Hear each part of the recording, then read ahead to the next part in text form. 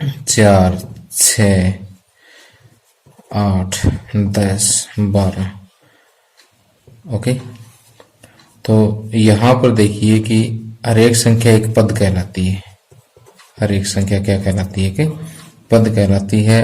और जो पहला पद है इसको प्रथम पद का हम कहते हैं। ये दूसरा पद, तीसरा, चौथा, पांचवा पद, इसी तरह से आगे तक इसमें हो सकते हैं। तो दो लगातार पदों के बीच का अंतर देखिए। दो लगातार पदों के बीच का अंतर, जैसे 6 माइनस 4 कितना है 2, 8 माइनस 6 2, फिर 10 माइनस 8 2, फिर 12 माइनस 10 2।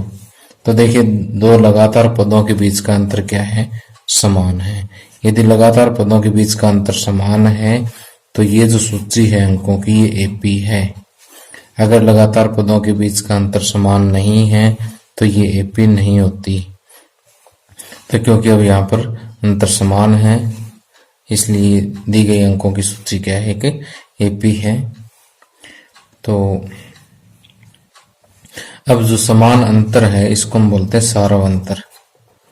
क्या बोलते हैं, सारवंतर। और इसको हम अंग्रेजी के छोटे अक्षर डी से लिखते हैं। ओके, और प्रथम पद जो होता है उसको हम ए के द्वारा लिखते हैं। कई बार इसको A1 कह देते हैं, दूसरे पद को A2, तीसरे पद को A3, चौथे पद को A4, इसको A5 एंड सो ऑन।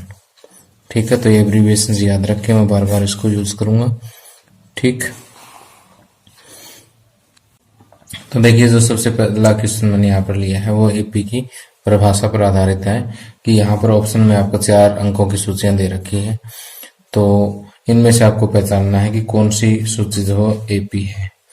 तो एपी पहचानने तो सिंपल सी बात है, सारा अंतर निकाल के देख लेंगे।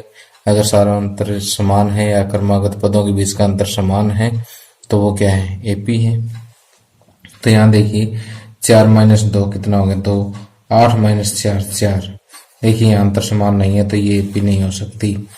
3 में से 1 माइनस करेंगे 2, 9 में से 3 माइनस करेंगे 6, अंतर फिर बराबर नहीं है तो ये भी एपी नहीं है। लेकिन यहाँ पर अगर हम देखें तो -6 में से -10 करेंगे तो ये माइनस और ये माइनस हो जाएगा प्लस, क्योंकि ब्रैकेट के एक बाहर माइनस हो एक अंदर हो तो दोनों मिलके प्लस हो जाता है।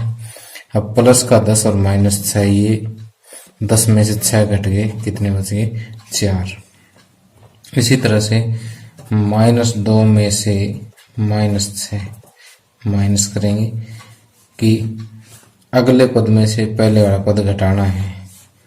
तो ये तो हमने घटा दिया, इसमें से ये घटाना, तो इसको में से ये घटा दिया तो माइनस का 2 लिखा, माइनस गुना माइनस प्लस, 6 में से 6 माइनस 2 कितना हो गया 4। इसी तरह से 2 में से फिर -2, तो 2 प्लस 2 कितना आ गया 4। यहाँ पर देखिए क्रमागत पदों के बीच का अंतर हमेशा ही क्या आ रहा है, समान आ रहा है, इसलिए ये वाला एपी है। ठीक, वैसे तो तीनों एपी नहीं है तो इसका मतलब चौथा ऑप्शन ऑटोमेटिक बच गया था, लेकिन मैंने तो आपको कंसेप्ट समझाना था। ठीक है, तो सेकंड क्वेश्चन में बिल्कुल सिंपल है कि आपको यहाँ पर AP they the 4, 10, 16, 22 and so on. इसके लिए आपको क्या ज्ञात करना है, सारा अंतर ज्ञात करना है। सारा अंतर जो है वो किसके बराबर होता है, A2 माइनस A1, सेकंड पद माइनस फर्स्ट पद। 10 में से 4 गए 6। अब क्योंकि एपी दे रखी है इसने, इसका मतलब क्रमागत पदों के बीच का अंतर क्या रहेगा, समान रहेगा। ठीक, तो अगला वैसे निकाल के दिखाने की जरूरत नहीं, फिर भी अगर आप चाहो तो देख भी सकते हो। A3 माइनस A2 कितना होगा 16 माइनस 10, ये भी 6 मिलेगा। ठीक है, तो इसका सारा अंतर कितना हो गया 6 हो गया। ओके, आगे तीसरा क्वेश्चन दिया हुआ है कि समांतर श्रेणी 3/2, 1/2, -1/2, -3/2 के लिए प्रथम पद और सारा अंतर लिखिए। प्रथम पद के लिए तो आपने कुछ करना ही नहीं है, शुरू वाला पद उठा लीजिए। ये क्या है, प्रथम पद है। सारा अंतर दूसरे में से पहला घटा दीजिए, 1/2 -3/2, 2 एलसीएम, 1 -3 -2/2, 2 से 2 कैंसिल, -1 आंसर आ जाएगा। तो जो सारांतर है वो -1 और प्रथम पद वो 3/2 आएगा। अब नेक्स्ट क्वेश्चन है, समांतर श्रेणी के प्रथम दो पद लिखिए जबकि a बराबर -1 और d बराबर 1/2 है। तो देखिए समांतर श्रेणी का पहला पद क्या होता है, a, दूसरा पद a प्लस डी, तीसरा पद a प्लस 2d और इसी तरह से चौथा पद जो है a प्लस 3d और इसी तरह से चलता रहेगा। तो यहाँ पर प्रथम पद तो आपको दे ही रखा है, कितना है -1, दूसरा पद a प्लस डी यानी -1 प्लस 1/2। जब आप इनको ऐड करोगे तो एलसीएम तो -2 प्लस 1 -1/2। तो समांतर श्रेणी के प्रथम दो पद ही पूछे गए। अगर तीसरा पद पूछते तो a प्लस 2d लगा देते हम, ठीक। तो प्रथम समांतर श्रेणी के प्रथम दो पद, समांतर श्रेणी भी कह सकते हैं, श्रेणी भी कह सकते हैं, दोनों एक ही चीज है। श्रेणी के प्रथम दो पद ये हो जाएंगे -1 और -1/2, ठीक। तो देखिए अभी तक हमने कुछ क्वेश्चन पढ़े जो डायरेक्ट एपी की परिभाषा पर आधारित आते हैं। अब जो आगे क्वेश्चन जो आते हैं वो दो मुख्य फार्मूले हम इस चैप्टर में यूज करते हैं, उनके ऊपर आधारित आते हैं। एक तो होता है एपी का nवां पद, कौन सा है, एपी का nवां पद, जिसको हम an से डिनोट करते हैं। nवें पद का सूत्र है कि प्रथम पद plus n-1 into D. Okay, पहला फार्मूला तो हम ये यूज करते हैं। दूसरा मुख्य फार्मूला जो है वो n पदों का योग है। जैसे किसी के अंदर n कोई भी संख्या हो सकती है, 10 पदों का योग, 15 पदों का योग, 16 पदों का योग, 100 पदों का योग, इस तरह से n जो है 1 2 3 4 5 कुछ भी हो सकता है।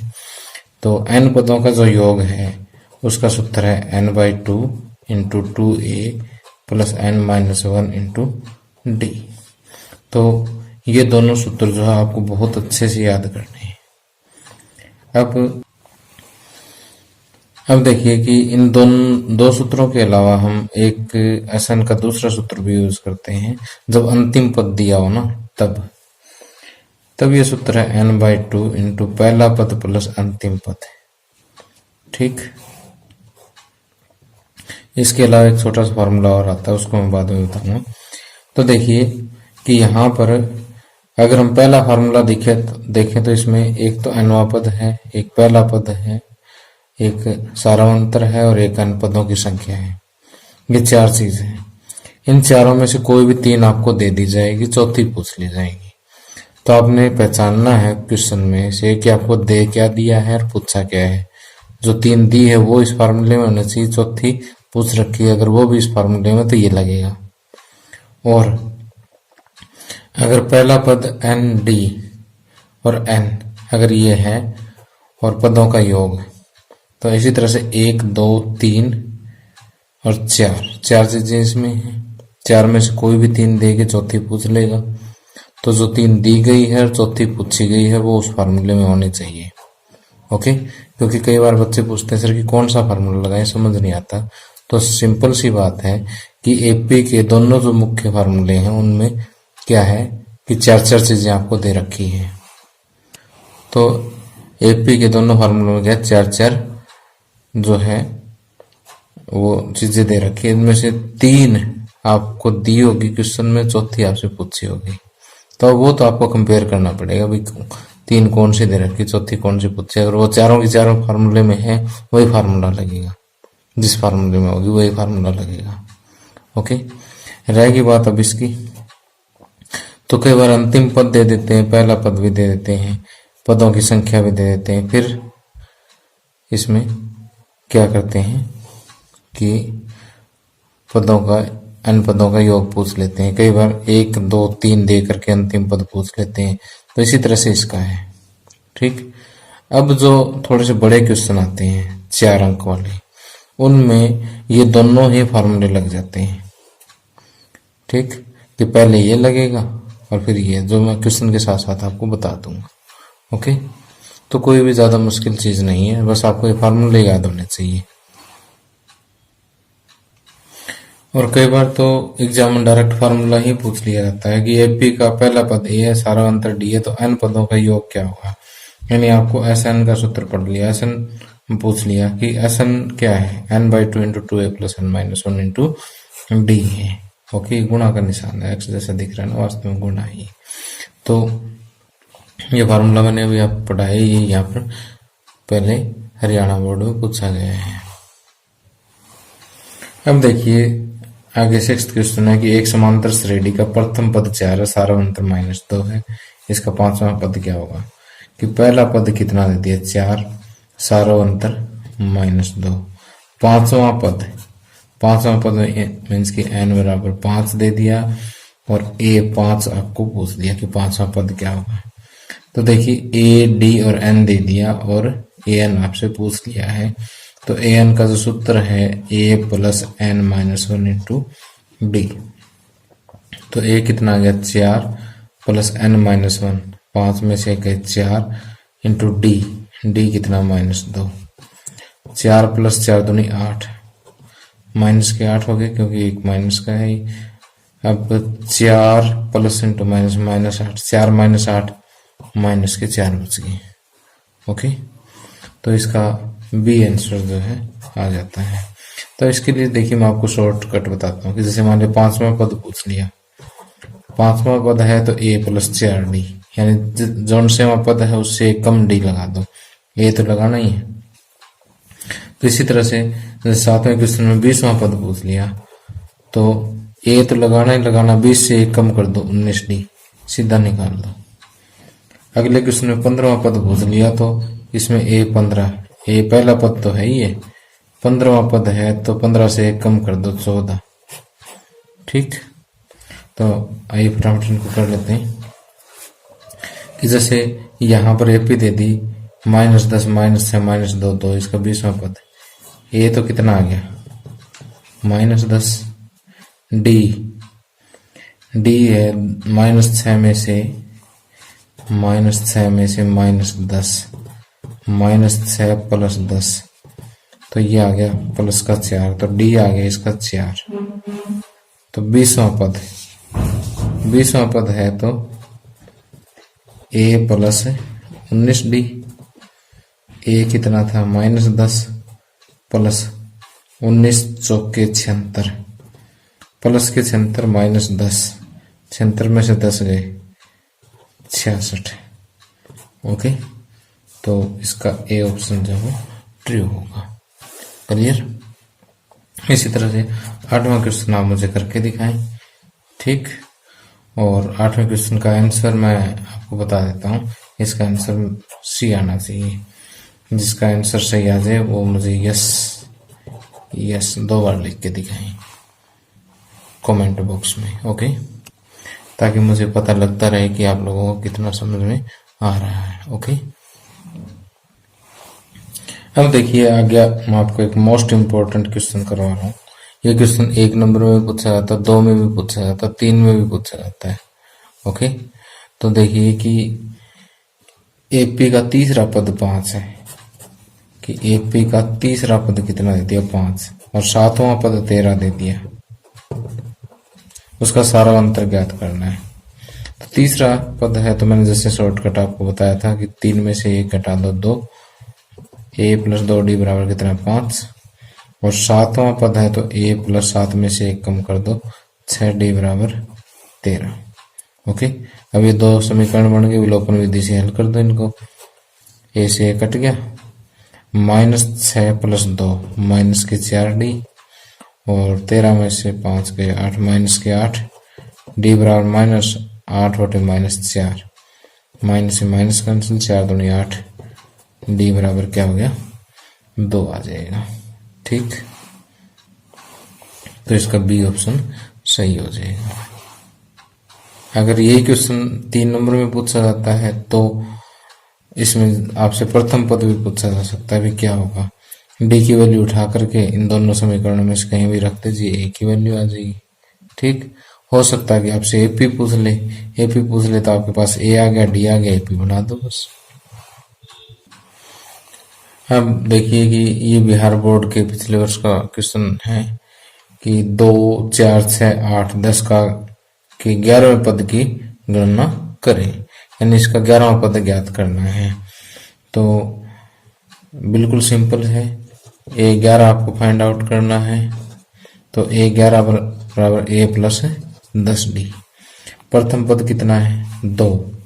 सारावंतर भी 4 में से 2 के 2, यानी प्रथम पद तो 2 हो गया, और सारावंतर भी 4 में से 2 घटा दीजिए, 2 हो गया। अब ये दोनों वैल्यूज में पुट करें और नीचे कमेंट बॉक्स में लिखें कि 11th term of 2, 4, 6, 8 dash dash dash is, यहाँ पर अपना आंसर लिखें। मैं आपका जवाब दूंगा कि आपका आंसर ठीक है या नहीं। अब 11th क्वेश्चन देखिए कि एपी का 15वां पद ज्ञात करना है। चलो ये बड़ा बड़ा क्वेश्चन है, मैं आपको करवा देता हूँ, मुश्किल कुछ भी नहीं होता। अब यहाँ पर पहला पद कितना कौन सा है देखिए, कुछ भी देखने की जरूरत नहीं, सबसे पहला पद सामने पड़ा होता है। सारावंतर दूसरे में से पहला घटाना होता है, क्योंकि एपी दे रखी है तो इसका मतलब अंतर तो बराबर मिलेगा, सोचने की जरूरत ही नहीं है। दूसरे में से पहला घटाएंगे, 5/3 माइनस 1/3, नीचे 3 3 है तो एलसीएम भी 3 आएगा। ऊपर भी जब नीचे एलसीएम सेम हो तो ऊपर वाले यूं के लिख दे, नीचे जब हर सेम हो तो ऊपर वाले यूं के लिख दे। 5 में से 1 गए 4/3। तो देखिए आपके पास पहला पद आ गया, सारावंतर आ गया।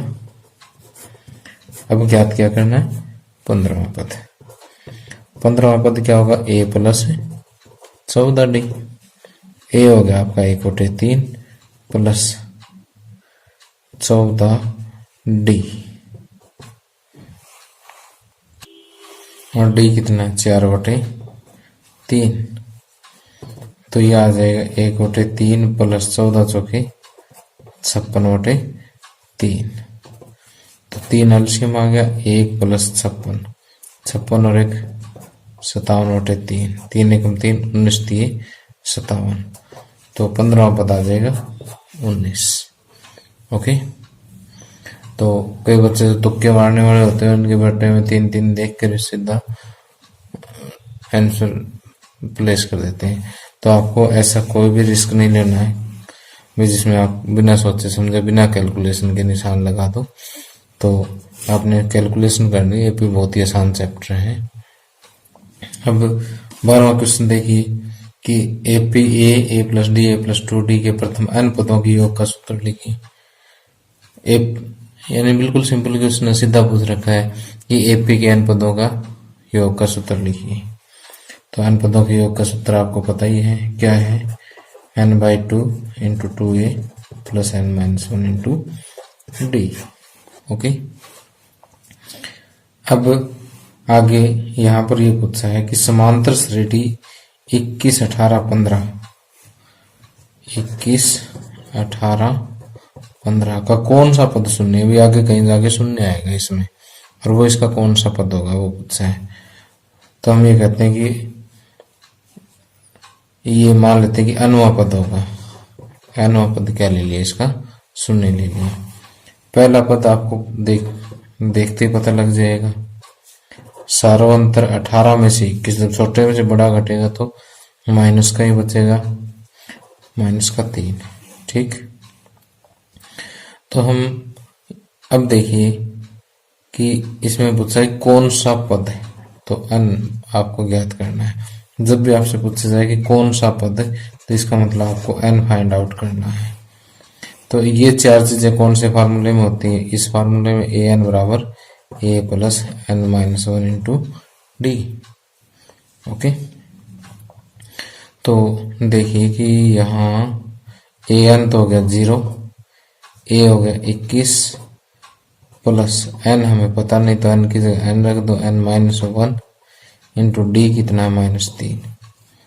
ओके, तो अब 0 बराबर 21, -3 के n के साथ गुणा -3n, -3 की -1 के साथ गुणा 3। ओके। अब ये -3n मैं इधर ले आऊंगा, इस साइड आते ही प्लस के हो जाएंगे। +3n बराबर 21 और 3 24, और n बराबर 24/3 कितना हो जाएगा 8। तो इसका 8वां जो पद है वो शून्य होगा। ठीक। अब इसी बिल्कुल इसी जैसे क्वेश्चन आगे दिया हुआ कि 3, 8, 13, 18 ये एक एपी दे रखी, इसका कौन सा पद 78 है। बस जहाँ शून्य था वहां 78 है। ज्ञात क्या करना, कौन सा पद, कौन से पद के लिए मैंने क्या बताया था, n ज्ञात करना है। तो इसका सॉल्यूशन मैंने आपको पहले करके दिखा रखे हैं। n बराबर 16 आ जाएगा। यहाँ पर पहले आप खुद ट्राई करें, ना आए तो ये पॉज करके सॉल्यूशन देख ले वीडियो को। अब अगला क्वेश्चन देखिए कि उस एपी का 31वां पद ज्ञात कीजिए जिसका 11वां पद 38 है और 16वां पद 73 है। तो देखिए यहाँ पर 11वां पद 38 दे रखा है, तो 1 11 कितना है 38, और 16वां पद 73, यानी 16वां पद जो है वो 73 दे दिया। अब 1 11 है तो a + 11 में से 1 गए 10, d बराबर दे दिया आपको 38, और यहाँ से a + 16 में से 1 माइनस करेंगे 15, d बराबर 73। तो ये बन गया आपके 2 समीकरण। फिर आप यहाँ लिखेंगे समीकरण 1 में से 2 घटाने पर। मैं थोड़ा समय बचाने के लिए यहीं घटा देता हूँ, अपने अलग लिख के घटाएंगे तो नीचे वाले निशान चेंज हो जाएंगे, और a में से 1 कट जाए क्योंकि 1 प्लस का ये 1 माइनस का ये है। अब 10 में से 15 घटेंगे तो माइनस का 5d बचेगा, और 38 में से 73 माइनस करेंगे तो माइनस का 35 बचेगा। तो d बराबर -35 बटे -5, माइनस से माइनस कैंसिल, 5 7 35, d बराबर आ गया 7। अब d बराबर 7 आप समीकरण 1 में पुट कर दें। d बराबर 7 समीकरण 1 में रखने पर, 1 में रखेंगे तो क्या आएगा कि a + 10 × 7 बराबर 38, a + 70 बराबर 38, तो a बराबर क्या आ गया 38 - 70। 38 - 70 जो है वो किसके बराबर होगा, -32 के बराबर। ठीक। अब आपको ज्ञात क्या करना है, 31वां पद ज्ञात करना है। a 31 यानी a + 30d। ओके। अब देखिए a मैंने यहाँ से निकाल दिया है, d निकाल दिया, दोनों बस पुट करके वैल्यू निकाल लो। a कितना -32 + 30 × d कितना 7, तो -32 और प्लस 210, यह आ जाएगा प्लस का 178 आंसर आए। ठीक। तो ऐसे कोई भी क्वेश्चन हो जिसमें ऐसे दे रखो कि इतने में पद इतना और इतने में पद इतना है, तो इसका मतलब पहले a और d निकाल लो बस। उसके बाद चाहे 31वां पद पूछे, चाहे एपी पूछे, जो भी पूछे वो निकाल दो बस। अब नेक्स्ट आपसे पूछा गया है कि 10 और 250 के बीच में 4 के कितने गुणज है। तो हम यहाँ पर लिखेंगे 10 और 250 के बीच में 4 के गुणज, 10 और 250 के बीच 4 के गुणज, यानी जो 4 के मल्टीपल है, 4 की गुणा में जो आते हैं। तो 4 एकम 4, 4 दूनी 8, 4 3 12 आता है। सबसे पहला 10 से बड़ा होना चाहिए, 250 से छोटा होना चाहिए। तो 4 3 12, 4 चौके 16, 4 5 20, 4 6 24, और इसी तरह से लास्ट वाला अगर मैं देखूं तो 250 को 4 से डिवाइड करके देखूं तो 4 6 24, 1 4 दूनी 8, 2 बचे, 2 घटा लेता हूँ इसमें से, तो 248 जो है इसका लास्ट गुणा जाएगा 10 और 250 के बीच का।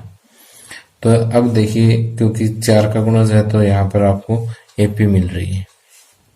एपी का पहला पद कितना हो गया 12, सारा अंतर 16 - 12 कितना 4।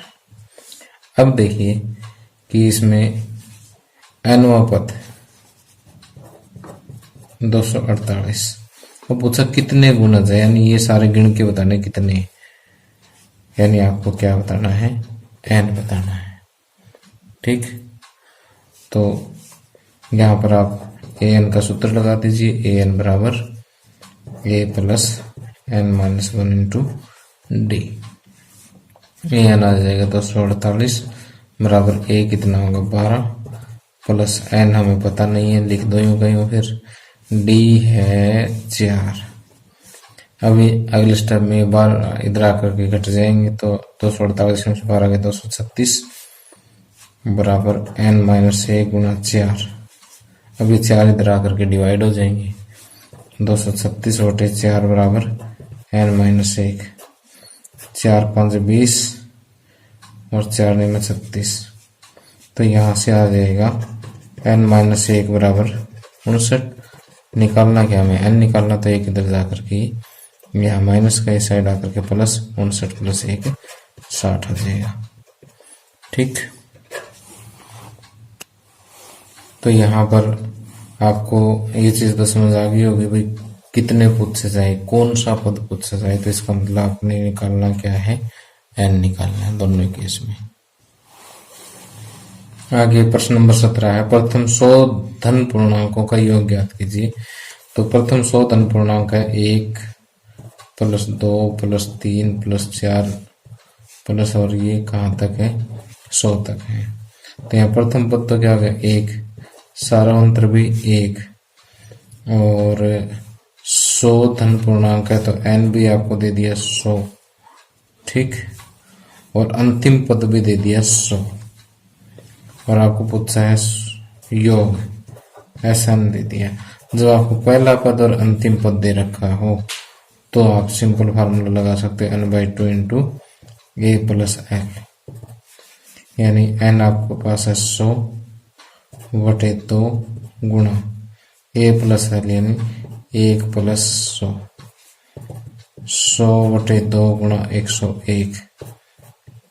50 और 101 की गुणा करोगे तो 5 एकम 5, 5 0 0, 5 एकम 5, 1 ये वाले 0, 5050 इसका आंसर आ जाएगा। ठीक, इसी तरह से प्रथम n धना 100 की जगह n लिख रहा हूं एक बार, n धनात्मक पूर्णांकों के योग का सीधा सूत्र भी है कि प्रथम n धनात्मक पूर्णांकों का योग,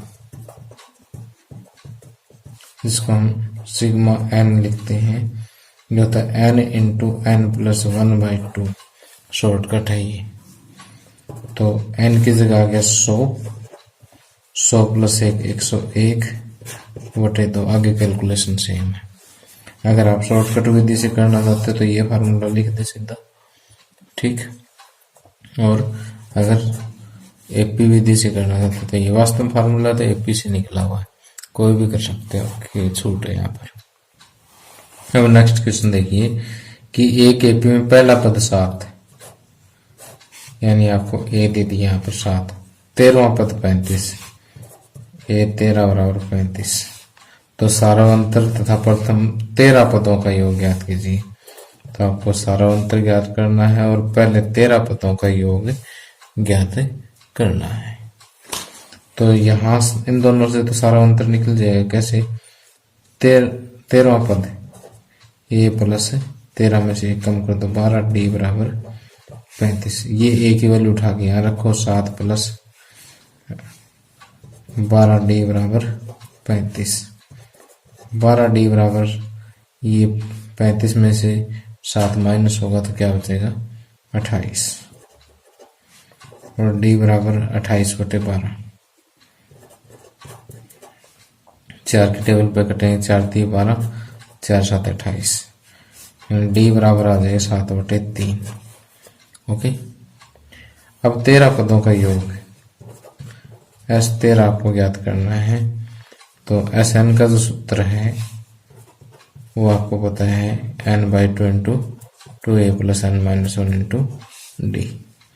तो n की जगह आ गया 13, 13 बटे 2 इंटू 2a 2 गुना 7 प्लस n-1, 13 में से -12 इंटू डी, डी आ गया 7/3। ओके, 13/2, 7 दूनी 14 और 3 चौके 12, 7 चौके 28 प्लस में 28, क्योंकि पहले गुणा हल होती इसलिए मैंने पहले दोनों गुणा सोल्व कर ली। तो 13/2 गुणा 8 और 4 12, 1 और 2 3, 1 4, 42, 2 गुणा 21, 2 1 2 1 की दूनी 42। अब 13 और 21 की जब हम गुणा करेंगे तो ये आएगा 273। ओके, ये इसका आंसर आ जाएगा। तो बात है कि यहाँ पर इस क्वेश्चन में 2 फार्मूले यूज हुए। यहाँ पर an का सूत्र यूज हुआ, ठीक, क्योंकि ये शॉर्टकट यूज कर रहे हैं हम। जैसे 13 पता है तो a + 12d, ये वास्तव में an का तो सूत्र है, an बराबर a प्लस है, जितने पद उसमें से 1 कम इंटू डी। उसके बाद इस सूत्र से हमने डी निकाला, उस डी को हमने SN के सूत्र में यूज कर दिया। ठीक, अब देखिए कि यहाँ पर अगला बड़ा इंटरेस्टिंग क्वेश्चन दे रखा है कि किसी स्कूल के विद्यार्थियों को उनके समग्र शैक्षिक प्रदर्शन के लिए 7 नगद पुरस्कार देने के लिए 700 रुपए राशि है। यदि प्रत्येक पुरस्कार अपने से ठीक पहले पुरस्कार से 20 रुपए कम है तो प्रत्येक पुरस्कार का मान ज्ञात कीजिए। अब देखिए 7 पुरस्कार हैं और प्रत्येक पुरस्कार पहले वाले से 20 कम है, तो यानी 20-20 का अंतर है, तो इसका मतलब एपी तो आपको मिल गई और टोटल राशि कितना है 700 रुपए। तो इसका मतलब सारी पूरी एपी का जो टोटल है वो कितना है 700 रुपए। ओके, तो एक बार स्टेटमेंट तो आपको समझ आएगी होगी कि 700 रुपए 7 बच्चों में बांटने हैं। पहले को जितने पैसे मिल जाए अगले को उससे 20 रुपए कम मिलने चाहिए, अगले को उससे 20 रुपए कम मिलने चाहिए, अगले को उससे 20 कम। तो इसका मतलब हमें एक एपी बनानी है जिसका टोटल 700 हो। तो यहाँ पर SN आपको दे दिया 700, टोटल संख्या है 7, तो n बराबर 7। सारा अंतर अगले में 20 कम है तो माइनस का 20, क्योंकि घटती जा रही है। तो प्रत्येक पुरस्कार का मान, तो प्रत्येक पुरस्कार का मान ज्ञात करने के लिए पहले तो हमें पहला पुरस्कार का मान पता होना चाहिए, फिर तो हम लास्ट में आगे वाले भी निकाल देंगे। तो यहाँ पर यानी सिंपल दिख रहा है कि जो 4 चीजें SN के सूत्र में तो है, SN बराबर n/2 into 2a plus n-1 into D. SN बराबर रख दीजिए कितना 700, n बराबर 7/2 में 2 सूत्र वाला, 2a आपको निकालना है, पता नहीं है यूं गए रख दो, n-1 7 - 1 6, डी आ गया -20। अब ये 2 इधर ले जाइए, 700 गुणा में 2, 7 भी इधर ले जाइए क्योंकि पूरे के साथ गुणा में है, इसीलिए ले जा सकते हैं इस साइड गुणा करके, बराबर 2a - 120। यहाँ से काट के सोल्व कर लो, 100 पे कट जाएगा, 7 1 7 0 0, तो यह हो जाएगा 200 बराबर 2a - 120। यहाँ से 2a बराबर हो जाएगा 120, इधर जाके जुड़ जाएगा 200 और 320, तो 200 प्लस 120 320 आ गया।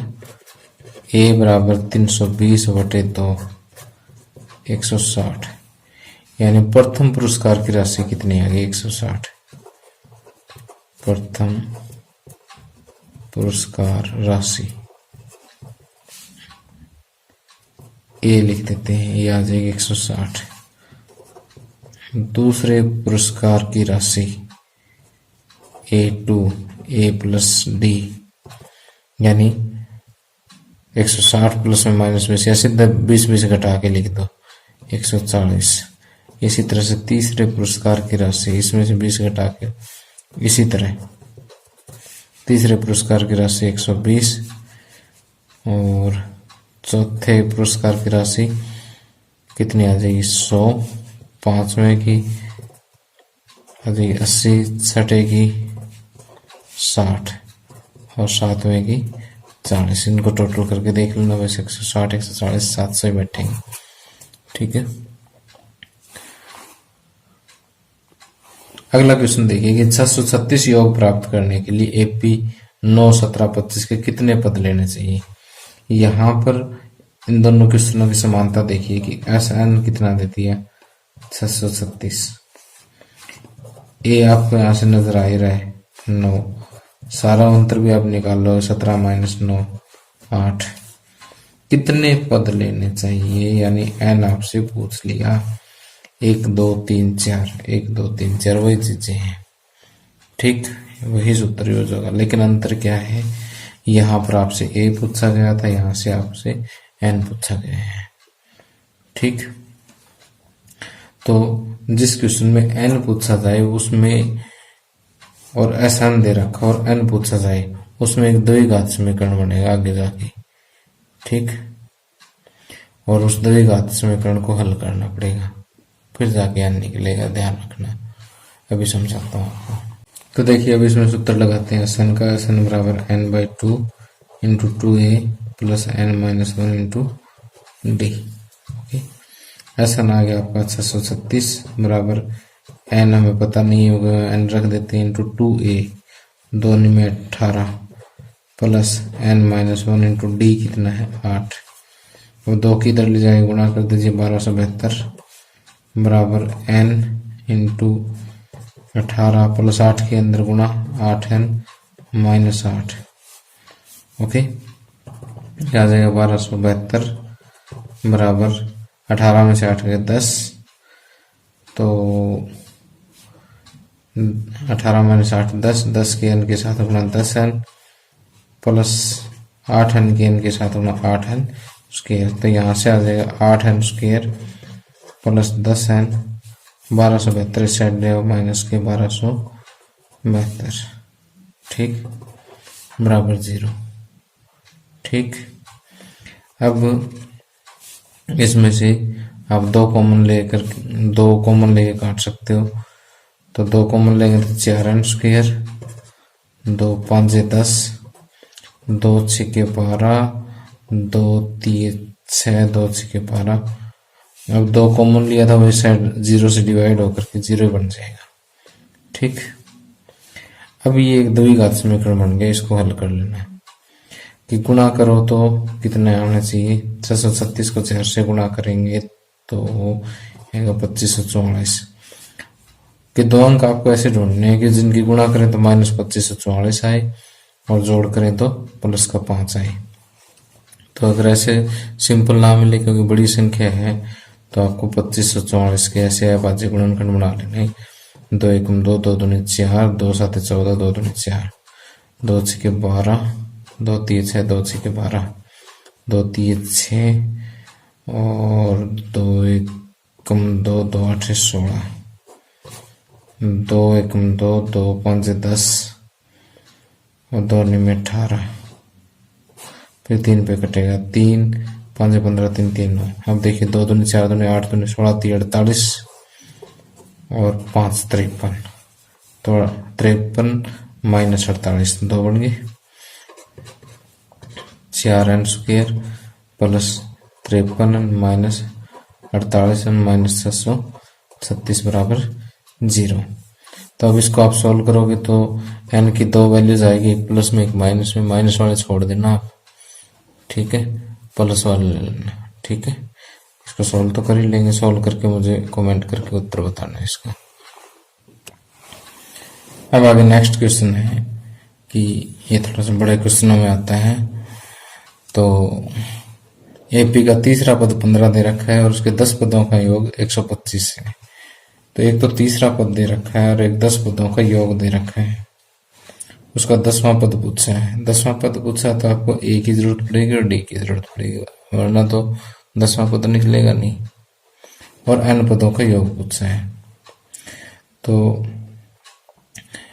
अगर मान लीजिए इतना क्वेश्चन भी ये पूछ लेता है 10वां पद क्या है, तो भी 4 नंबर का या 3 नंबर का क्वेश्चन है।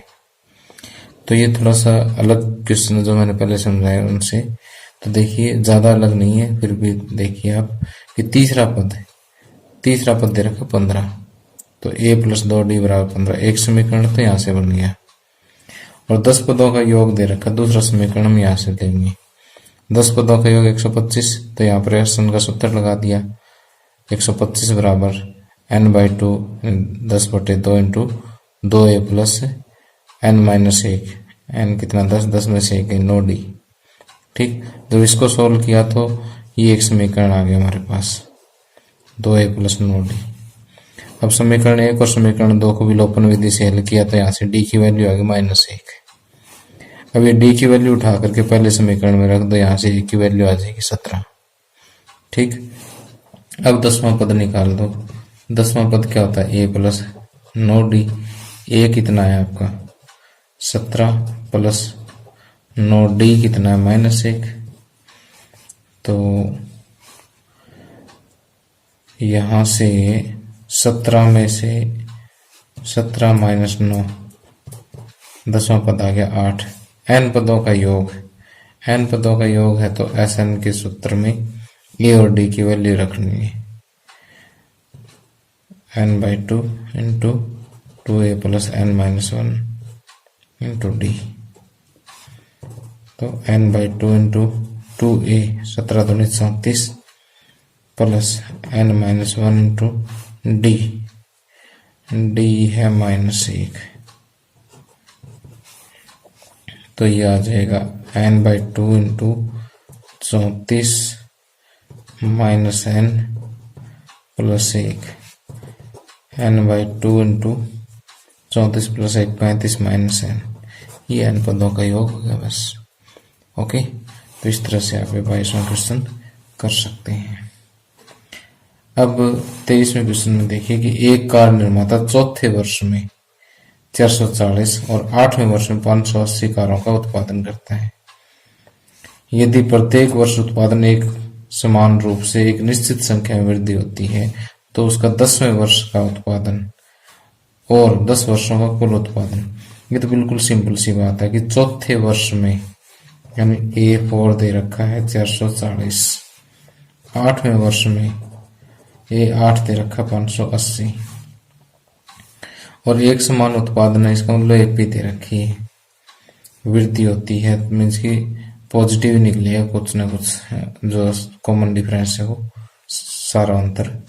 10वें वर्ष का उत्पादन यानी आपको A10 पूछा है, A10 कब निकले जब आपके पास A और D हो। A और D यहाँ से निकलेंगे, यहाँ से 2 समीकरण बनेंगे, A प्लस 3D बराबर 440 और A प्लस 7D बराबर 580। यहाँ से विलोपन विधि से आप A और D निकाल के और यहाँ से 10वां पद निकाल दे और फिर 10 वर्षों का कुल उत्पादन S10 निकाल देना। ठीक, यहाँ पर A plus n-1 into D वाला लगेगा यानी A प्लस 9D और यहाँ Sn वाला सूत्र लग जाएगा। ठीक,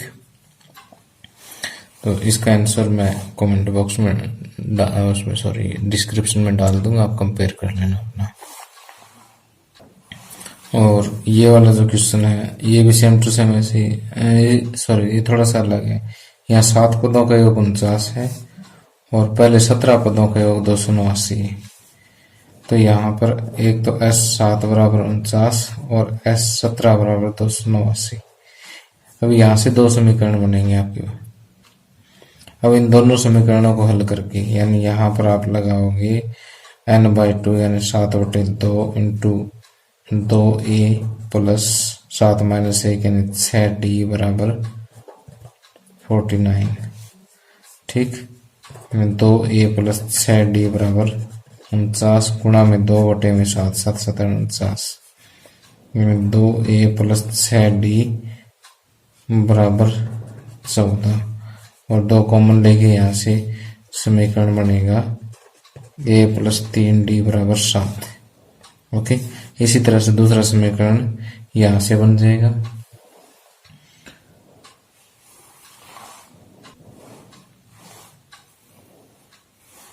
और ये यहाँ से जो समीकरण बनेगा वो आप इसी तरह से कैलकुलेट करेंगे, मैं बता देता हूँ। वो समीकरण बनेगा a प्लस 8d बराबर 17। ठीक, इन दोनों समीकरणों को आप सॉल्व करके ए निकालना और डी निकालना। ए आएगा आपका 1 और डी आएगा 2। ठीक, मैं आपको शॉर्टकट ही मतलब फटाफट बता रहा हूँ ताकि आपका टाइम ज़्यादा खराब ना हो, पेपरों का समय है। तो ए और डी निकालने के बाद जो है आपको एन पदों का योग ज्ञात करना, एस एन का सूत्र लगाना। आपने एस एन का जो सूत्र लगाओगे वहां पे ए और डी की वैल्यू ही रखनी है, एन की नहीं रखनी। लास्ट में जब इसको आप सॉल्व करोगे तो ये एन स्क्वायर आ जाए, जैसे अपन इस क्वेश्चन में किया था, ऐसे ऐसे। ठीक, और अब इस लेक्चर के लास्ट में मैं